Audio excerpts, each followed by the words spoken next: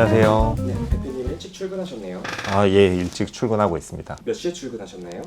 오늘 6시 조금 넘어서 출근했습니다. 왜 이렇게 일찍 출근하셨나요? 일찍부터 일해야지 고객들한테 더 좋은 서비스 제공할 수 있으니까요.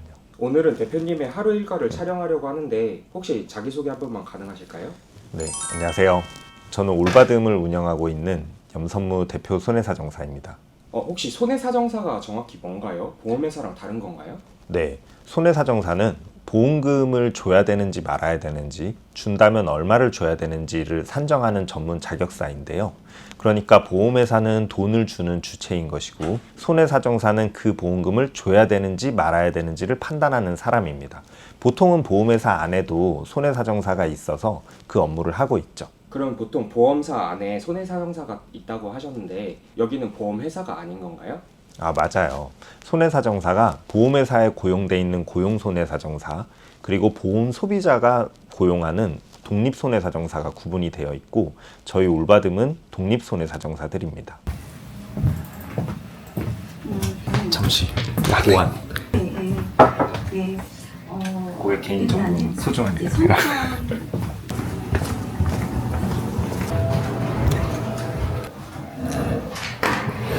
되게 사무실이 좋네요. 맞아요. 저희 뉴요크 사무실에 입주해 있습니다. 직원분들 만족도가 높은 것 같아요. 뉴요크 홍보는 아니지만 컵도 뉴요크.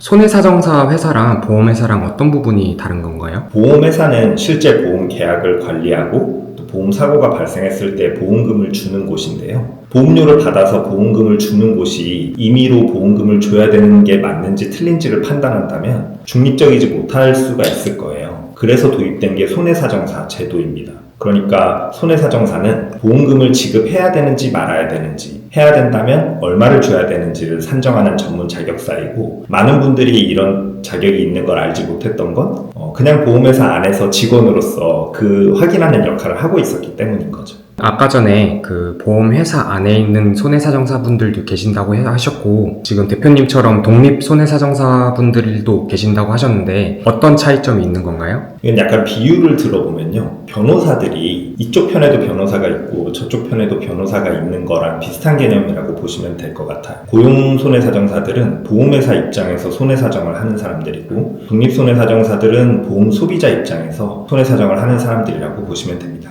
보험사에서 보험금을 청구를 했을 때 보험액이 안 나올 수도 있는 건가요? 그럼요. 나오지 않는 경우가 있을 수 있어요. 주된 분쟁 사례들도 존재하고, 통계로 보면 약 2% 정도의 보험이 지급 거절이 되는데요. 1년에 지급되는 보험금이 100조가 넘기 때문에 2%만 해도 무려 2조 원이 지급 거절되는 셈이죠. 그럼 2조 원을 고객님들이 받아야 될 돈을 못 받는다는 그런 얘기시네요? 물론 그 안에는 정말 지급을 받을 수 있는 대상이 아닌 경우도 있을 거예요. 그러나 애매한 경우들이 있고, 그런 애매한 경우에 독립손해사정사의 도움을 받는다면 못 받았던 걸 받기도 하고, 그렇게 된다는 것이죠. 그럼 정리하자면은 보험사에서는 정해져 있는 거는 웬만하면 지급을 하지만 좀 애매한 부분들 같은 경우에는 지급이 어려운 경우가 있을 테고, 그때 필요한 게 손해사정사인 거네요? 맞습니다. 그러면은 대표님한테 문의를 하려고 하면은 어떤 경로로 문의를 하면 될까요? 저희 카톡에 올바듬 손사라고 돼 있어요. 그 올바듬 손사로 문의해 주시면 전화 아니면 다른 손해사정사님들이 항상 실시간으로 답변을 드리고 있고요. 또 저희 네이버나 구글에서 올바듬이라고 치시면 저희 사이트가 있어서 편리하게 다양한 서비스들을 제공하고 있습니다. 예를 들면 손해사정사의 선임이 필요하다고 하면 글 남겨주시면 가장 그 사건을 잘 아시고 해당 지역에서 처리해 주실 수 있는 손사님을 바로 만나보실 수도 있고요. 진단금 서류 그리고 보험 증권만 올려주셔도 저희가 얼마 받을 수 있는지 무료로 빠르게 확인해서 알려드리고 있어요. 그럼 대표님 회사에는 대표님뿐만이 아니라 손해사정사분들이 여러 분 계시는 거네요? 네, 저희 전국에 10여 명의 손해사정사님들이 같이 활동하고 있습니다. 대표님이 가장 생각이 나는 고객님들의 사례가 있을까요? 많죠. 너무 많아서 어떤 걸 얘기해야 될지 잘 모르겠는데요.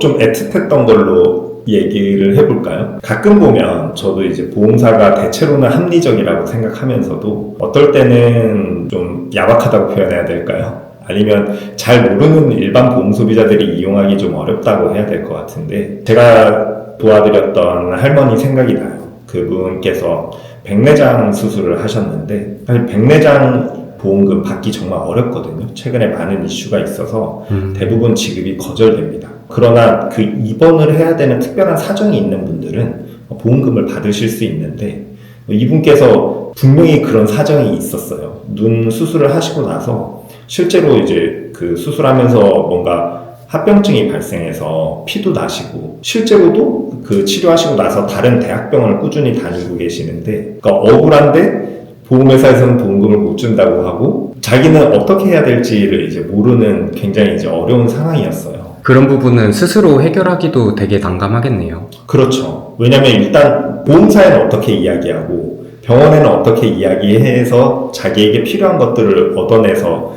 그 입증을 할 수 있을지 굉장히 어렵거든요. 그분 같은 경우에는 실제로 아까 말씀드린 것처럼 그런 그 합병증들이 있었음에도 불구하고 의무기록상에는 그런 부분이 없는 케이스였어요. 왜냐하면 그 안과 입장에서도 하루에도 몇십 명씩 이렇게 수술을 할 텐데 환자들마다 일일이 다 그렇게 써주기는 어려웠을 것 같고 아마도 그 쓰던 대로 그 양식대로 이제 썼을 것 같아요.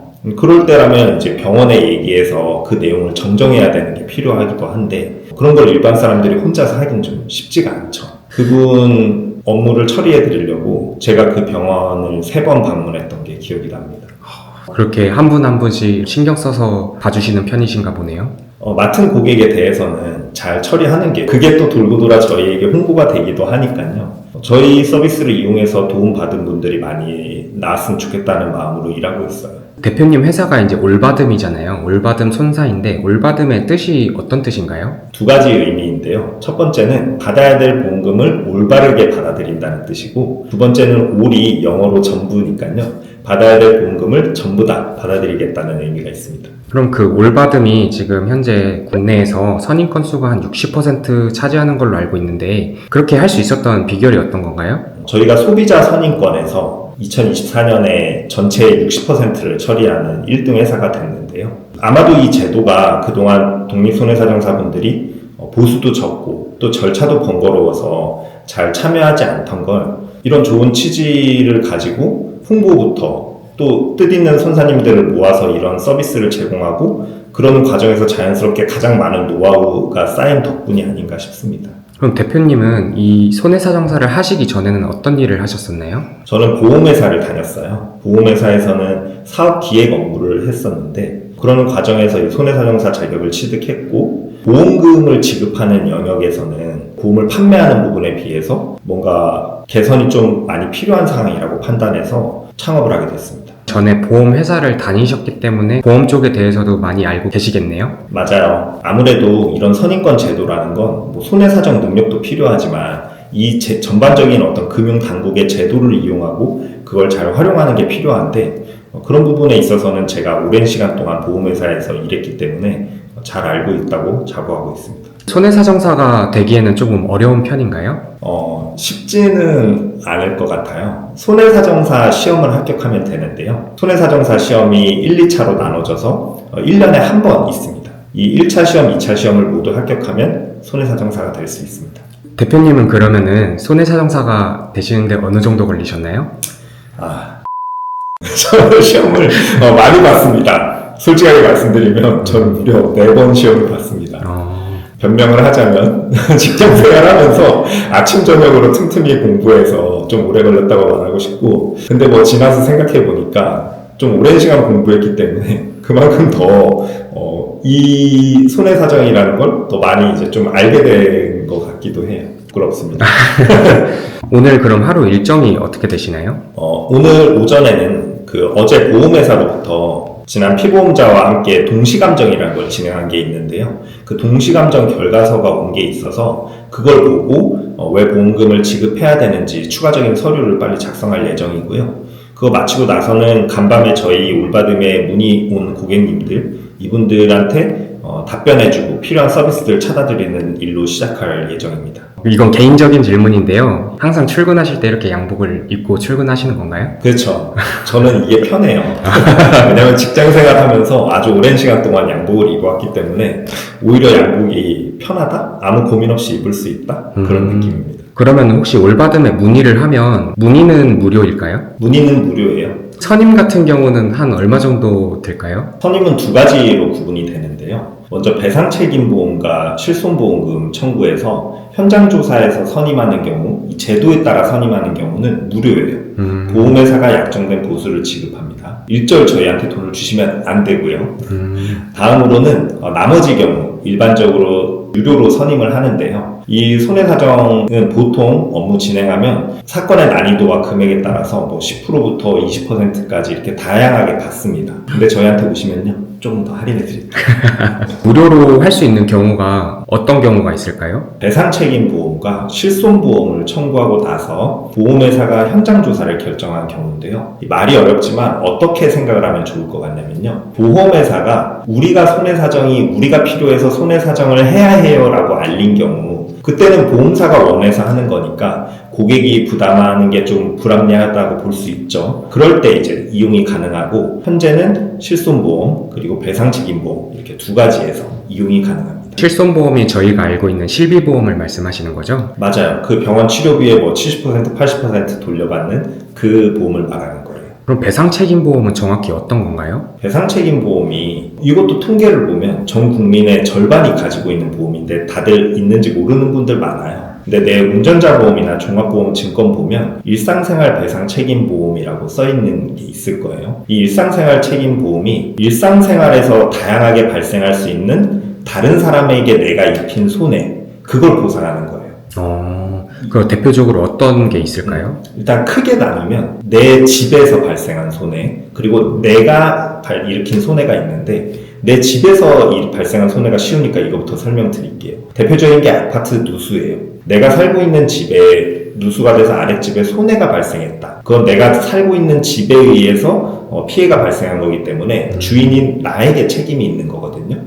이럴 때 그 아랫집에 수리를 해서 보상해줘야 되는 비용, 일상생활 배상책임보험, 일배책이라고 하는데요. 일배책 접수해주면 처리해줍니다. 수도관이 노후가 돼가지고 누수가 일어났을 때도 불구하고 제가 배상을 해야 되는 그런 상황인 거네요? 맞아요. 다음으로 내가 생활하면서 하는 거는 예를 들면 길을 가다가 실수로 다른 사람과 부딪혔어. 그래서 그 사람이 넘어져서 크게 다쳤어. 그런 게 전형적인 일상생활 배상 책임이고요. 또 다른 경우로는 내가 기르는 반려동물이 다른 사람을 물어서 다치게 했다든지, 아니면 나의 미성년 자녀가 다른 친구들과 놀다가 실수로 그 친구를 크게 다치게 했다던가, 그런 경우입니다. 그리고 일배책이 좋은 게요, 배우자가 다른 사람에게 미친 손해도 보상이 받아요.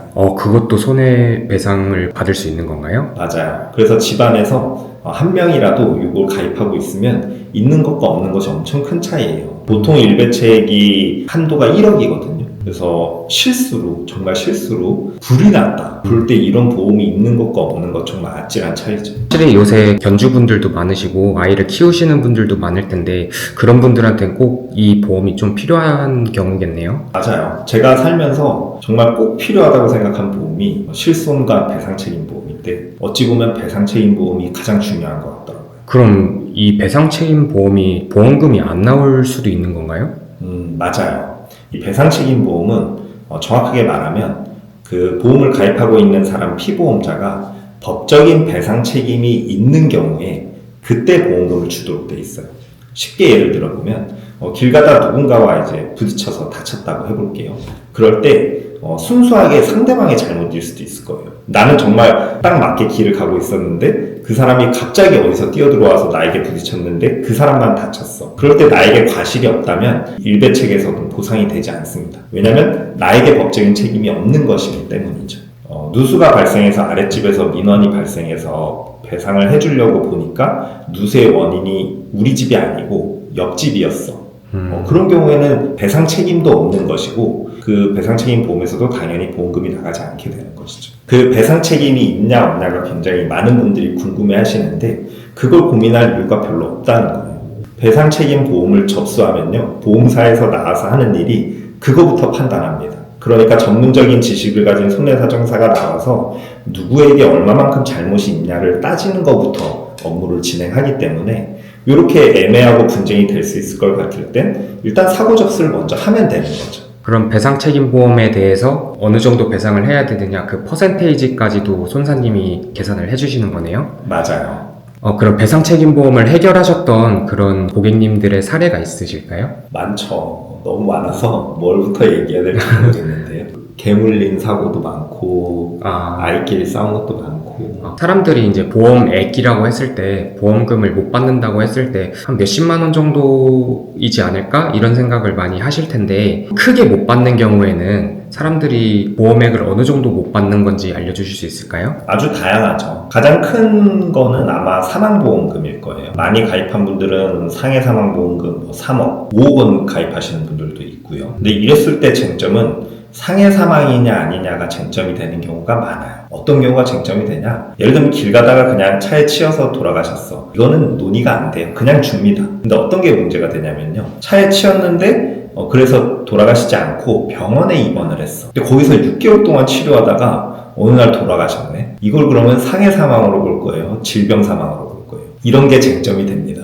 이럴 때 그냥 보험회사에선 이건 상해로 보기 어렵습니다라고 하면 5억 원 다 날리는 거고요. 근데 이걸 잘 주장을 해서 상해로 인해서 발생한 사고니까 상해 사망으로 인정을 받으면 5억 원을 받게 되는 거죠. 저랑 연관이 없을 것 같아도 저에게 일어날 수도 있는 그런 문제들이 정말 많네요. 그럼요. 이게 몰라서 모르는 거지 알고 나면 한 명쯤은 알아두면 든든한 전문가가 손해사정사인 것 같아요. 손해사정사를 선임할 수 있는 그 기간이 있다는 걸로 알고 있는데 그거에 대해서 설명 한번 해주실 수 있으실까요? 보험 소비자가 그 보수를 부담하는 손해사정은 사실 따로 정해진 기간은 없어요. 그래서 보험금의 청구권이 3년이라는 소멸시효를 가지거든요. 그러니까 이 보험금의 청구권이 소멸되기 전에만 신청을 하면 그게 청구 전이든 아니면 청구를 하고 나서 설령 지급 거절을 당했더라도 언제라도 다시 한번 손해사정을 할 수가 있습니다. 반면 무료로 선임하는 이 손해사정사 선임권 제도는 보험금 청구하고 나서 보험회사의 현장조사 안내를 받은 날로부터 3영업일 동안 신청을 할 수가 있습니다. 그러면은 3일 안에 손사님한테 신청을 못하면 선임을 못할 수도 있는 거네요? 무료 선임 제도는 이용할 수 없는 거죠. 네, 오늘 인터뷰 해주셔서 감사하고요. 감사합니다.